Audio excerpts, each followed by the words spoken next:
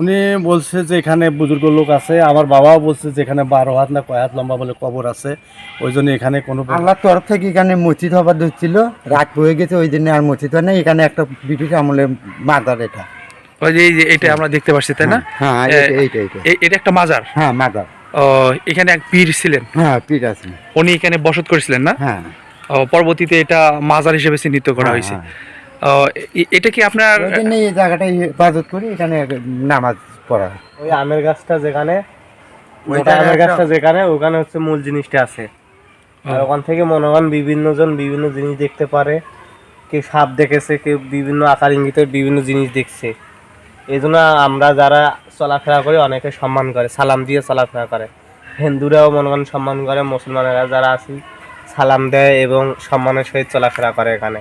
এবং এই জন্য এই চারপাশে বাউন্ডারিটা দিয়ে রেখে দিছে। রংপুরের পীরগঞ্জ উপজেলার 10 নং সানেরহাটের খোলাহাটি গ্রামে দেখতে পাচ্ছেন অসাধারণ একটি নৈসর্গিক একটি দৃষ্টিনন্দন ছোট্ট পরিসরে এই মসজিদটি অবস্থিত। দরবেশ বা যাকে বলা হয় পীর, উনি এখানে বসত করেছিলেন।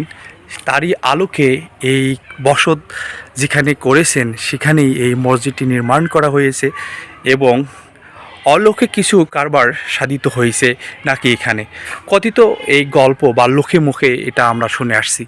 আর দেখতে পাচ্ছেন এটাই সেই জায়গা, দরবেশ বা ধর্মযাচক, ইসলাম প্রচারক, উনি এসে এখানে অবস্থান করেছিলেন। গ্রামের ভেতর ছোট্ট এই পরিসরে এক ধর্মযাচক এই মসজিদটি ভিত্তিপ্রস্তর স্থাপন করেছিলেন। দেখেন অনেক সুন্দর। বর্তমানে এলাকার মানুষেরা টাকা পয়সা দিয়ে এই দৃষ্টিনন্দন মসজিদটি তৈরি করেছেন। সমস্ত মসজিদটা আমি একটু দেখানোর চেষ্টা করছি। দেখতে পাচ্ছেন একেবারে দেখেন অনেক ছোট একটা মসজিদ, কিন্তু নকশাটা অনেক সুন্দর। দেখেন আরও একটু আমি সামনে যাব এবং ভেতরে কি আছে সেটাও দেখাবো। এই হলো মসজিদ। এর আগে আমি অনেক বড় বড় মসজিদ দেখাইছি, অনেক কোটি কোটি টাকা ব্যয়ে মসজিদগুলো দেখাইছি।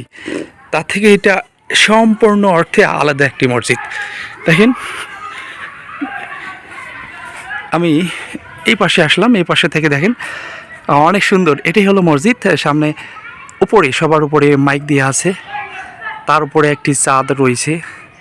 তারপর এই মসজিদটুকু এবং এখানে সিঁড়ি রয়েছে। আর এই পাশে পারিবারিক একটি কবরস্থান, মানে দাতা যারা জমিদাতা অপ্প করে দিয়েছেন তাদের এই কবরস্থানে এটা। আর এই পাশেটা এটা হলো মাজার। সেইভাবে এটা মেরামত করা হয়নি, আগে যেমন ছিল তেমনই আছে। অন্য অন্য মাজারগুলো আমরা দেখেছিলাম টাইলস বাঁধানো, লাল শালুক দিয়ে মোড়ানো, কিন্তু এটা এখানে নাই। এটা আলহামদুলিল্লাহ খুব ভালো। আর এটা সেই শৈল্পিক দৃষ্টিনন্দন এই মসজিদ। চলুন একটু দেখি। আলহামদুলিল্লাহ আমি একেবারে চলে আসছি, করছি মসজিদের। দেখেন ছোট্ট পরিসরে, একেবারে ছোট্ট। কতজন লোক এখানে নামাজ আদায় করতে পারবে একসঙ্গে? একসঙ্গে মনে করেন যে নাহলেও 20-30 জন তো করতে, 30 মানে সামনে ধরেন 15 জন করতে পারে। সর্বসাকুল্যে 30 জন এখানে নামাজ আদায় আর করবে তাই একসঙ্গে। এখানে কোরআন শরীফ রাখার জন্য এখানে রয়েছে, দেখেন এখানে ইমাম সাহেবের জন্য, তার জন্য আলাদা ফ্যান রয়েছে। দরকার পড়ে মাজার, দরগার পাড়ের মাজার। এটা এটা কি আছেন এটা? এখানে আমরা কেউ বলতে পারি না, আমার বাবা বলতে পারে না, আমার দাদা বলতে পারে না। হ্যাঁ। আমি একজন দেখলাম মাওলানা কি যেন। ও, ওটা আমরা ওনাকে দিয়ে আমরা ভিত্তি দিচ্ছি, ফখরুল ইসলাম পীর সাহেব জয়নপুরি, ওনাকে দিয়ে ভিত্তি দেওয়া হয়েছে এই ঘরটা।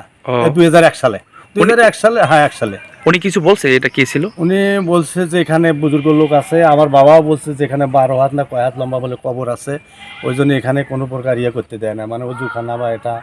এখানে অজুখানা আমরা এখনো তৈরি করতে পারি নাই, অজুখানা আবার একটু জায়গা নিছি, মানে 12 হাত কবর এখানে এর নিচে নাকি আছে কোন জায়গায়, আমার দাদাও বলে। আর এখানে অলৌকিক লোক আছে, মানুষ অনেক কিছু করে, সালাম কালাম তো সব সময় মানে সম্মান করি সব। সম্মান করে, এটা সম্মান বড় দরগা, মানে যেখানে ওখানে আছে এখানে এটা দরকার। আর ওখানেও আবার আমার খোলাহাটিতে আবার আছে আমার জামে মসজিদ, ওখানে তো শেখ পাহাড়ি অপ্পো স্টের ওখানে আছে। ওখানে এটা আমার আব্বার হাত থেকে নিয়ে আমরা এটা করছি। তা যাক, ধীরে ধীরে আলাদা ঘর হচ্ছে। আলহামদুলিল্লাহ অনেক ভালো, সুন্দর করছেন। হ্যাঁ আপনি অনেক একটা ভালো কাজ করেছেন। হ্যাঁ এটা যুগ যুগ ধরে ইতিহাসের পাতায় আপনার নামটা হ্যাঁ, স্মরণ এটা করে বেশি থাকবে। ইয়ে আছে। তা ধন্যবাদ আপনাকে। হ্যাঁ, আপনাকেও ধন্যবাদ। ঠিক আছে, ছিল এখানকার গল্প। এই এতক্ষণ সাথে থাকার জন্য সবাইকে অসংখ্য অসংখ্য ধন্যবাদ।